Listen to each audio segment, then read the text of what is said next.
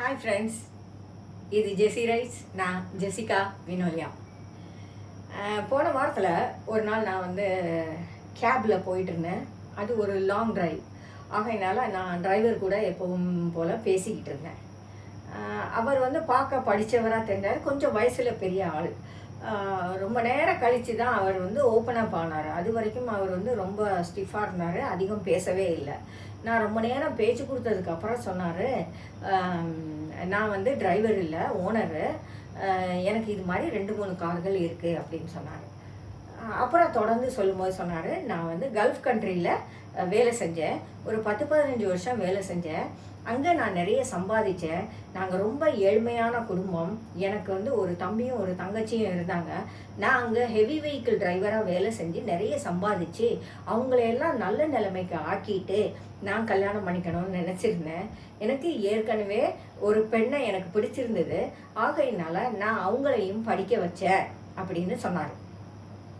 15 வருஷம் வேலை செஞ்சுட்டு நான் திரும்ப வந்தேன். அந்த பெண்ணோட சம்மதத்தோட கல்யாணம் பண்ணிக்கிறதுக்காக. அவங்களும் கல்யாணத்துக்கு ஏற்கனவே சம்மதிச்சிருந்தாங்க. ஆனால் நான் இங்கே பார்த்தப்ப தான் தெரிஞ்சது, அவங்க படித்து நல்ல வேலையில் இருந்தாங்க. அவங்களுக்கு வேறு இடத்துல மாப்பிள்ளை பார்த்துக்காங்க அப்படின்னு சொல்லி எனக்கு அது ரொம்ப வருத்தமாக இருந்தது. ஆனால் என்னையும் விட்டுட்டு போயிட்ட ஒரு பொண்ணை நான் போய் திரும்ப என்னை கல்யாணம் பண்ணிக்கோங்கன்னு சொல்ல முடியாது இல்லையா? ஆனால் நான் விட்டுட்டேன். அவங்க கல்யாணம் பண்ணிட்டு செட்டில் ஆகிட்டாங்க. ஆனால் என் வீட்லேயுமே நான் சம்பாதிச்சு கொடுத்த எல்லாத்தையும் அவங்க தன்னுடைய பேரில் சொத்துக்கள் வாங்கியிருந்தாங்களே ஒழிய எனக்குன்னு எதுவுமே இல்லைங்கிறது பிறகுதான் தெரிஞ்சுது அப்படின்னு சொன்னார். அது எனக்கு ரொம்ப ஷாக்கிங்காக இருந்தது. 15 வருஷம் நாங்கள் வேகாத வெயிலில் கஷ்டப்பட்டு செஞ்சு சம்பாதிச்ச அவ்வளவு பணமும் இன்னைக்கு நான் இருக்கிறதுக்கு ஒரு வீடு கூட இல்லாமல் இவங்க ஆக்கிட்டாங்க. என்னுடைய அப்பா, என்னுடைய அம்மா, என்னுடைய தம்பி, என்னுடைய தங்கச்சி, இத்தனை பேரும் சேர்ந்து. ஆகையினால எனக்கு மனசு வருத்தத்தில் நான் அவங்கள விட்டு வெளியில் வந்துட்டேன். மிச்சம் இருந்த காசை வச்சு ஒரு சின்னதாக ஒரு வீட்டை வாங்கி வாடகைக்கு விட்டுருக்கேன். நான் ஒரு ரூமில் தான் இருக்கிறேன். 2-3 கார் வச்சுருக்கேன். அதோடைய வாடகையை வச்சு நான் லைஃப்பை ஓட்டுறேன் அப்படின்னு சொன்னார். எனக்கு இப்போ எந்த பிரச்சனையும் இல்லை, பணம் நிறைய இருக்குது அப்படின்னு. இனிமேல் திருமணம் பண்ணிக்கிற ஆசையும் எனக்கு இல்லை அப்படின்னு சொன்னார். நான் கேட்டேன், உங்கள் ஃபேமிலியில் நீங்கள் பேசியிருக்கலாம் இல்லையா? உங்களுக்கும் சேர்த்து தானே சொத்து, அப்போ ஏதாவது கொஞ்சத்தையாவது நீங்கள் வாங்கியிருக்கலாமே அப்படின்னு. நான் என்னென்னமோ போராடி பார்த்தேம்மா, அவங்க கொடுக்கறதுக்கு ரெடியாக இல்லை. வேணும்னா நீ திருப்பியும் போய் ஒரு 10 வருஷம் சம்பாதிச்சேன்னா உனக்கு கிடைக்க போகுது, உன்னை யார் இப்போ வர சொன்னா அப்படின்னு கேட்டாங்க.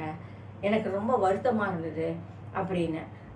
என் ஃப்ரெண்ட்ஸ் எல்லாம் சொன்னாங்க, கேஸ் போடு அப்படின்னு சொன்னாங்க. ஆனால் எனக்கு இஷ்டம் இல்லை.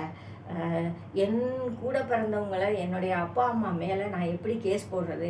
எனக்கு அது மனசு இல்லை. ஆகையினால நான் அதை செய்யலை அப்படின்னு சொன்னார். இப்போது இந்த இன்சிடெண்ட்டை வச்சு நம்ம யோசித்து பார்ப்போம்.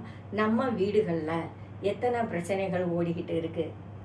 சொந்தங்களுக்குள்ளேயே எவ்வளவு பிரச்சனைகள் ஓடிக்கிட்டு இருக்கு? எவ்வளவு துரோகங்கள் இருக்கா?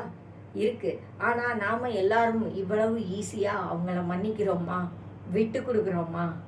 எனக்கு இந்த டிரைவர் சொன்னது அவ்வளவு தூரம் யோசிக்க வச்சுது என்னைய. எத்தனையோ நேரங்களில் நம்ம கூட பிறந்தவங்க கூடயே சண்டை போடுறோம். பணத்துக்காக, சொத்துக்காக, ஏதோ ஒரு விஷயத்துக்காக சண்டை போடுறோம். அங்கே பணம், சொத்து அப்படிங்கிறதோட சேர்த்து நம்மளுடைய ஈகோவும் சேர்ந்து இருக்குது. அதனால தான் நம்மளால் அவங்களுக்கு விட்டு கொடுக்க முடியறதில்ல. இவர் தன் வாழ்க்கையையே அடகு வச்சு அவ்வளவு சம்பாதிச்சதை எவ்வளவு ஈஸியாக விட்டு கொடுத்துட்டு வெளியே வந்திருக்கார். இது மாதிரி மனுஷங்களை பார்த்து தான் நம்ம நிறைய விஷயங்களை கற்றுக்க வேண்டியிருக்கு. யோசிச்சு பாருங்கள், நம்ம லைஃப்லேயும் இது மாதிரி சில மாற்றங்களை நாம் கொண்டு வர முடியும். விட்டு கொடுக்கறதன் வழியா நமக்கு இழப்புகள் இருக்கலாம், ஆனால் சமாதானமும் கிடைக்கும் இல்லையா? ஜெஸி ரைஸ், ஜெசிகா வினோலியா.